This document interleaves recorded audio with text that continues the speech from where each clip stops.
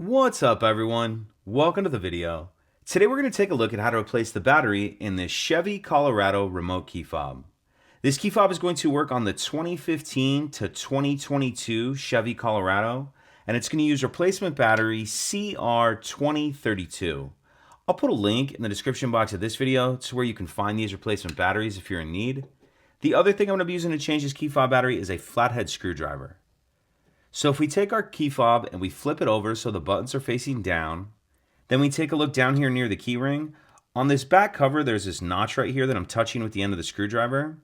So what I'm going to do is come in here and I'm going to go off to the side. You can start with either side first, it doesn't matter, but go off to the side as far as you can and then pop that side up. Then come over here and do the same thing. Come over as far as you can in that little notch and then pop that side up. The reason I'm doing it that way instead of just putting my screwdriver in the middle and popping up is these tabs right here can be kind of prone to breaking. So doing it that way will help prevent that. But anyway, once we get our back cover off, we can see our battery right here.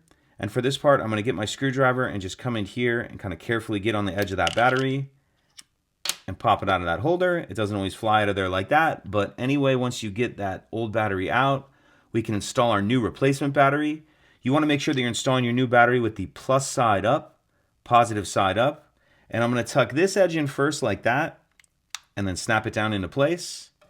Then I'll grab my back cover and I'm going to hook this top piece on first like this. Hook the top on and then snap that back cover down. And that's it. If you could take a second to like and subscribe, it helps us out and I'd appreciate it. Thank you.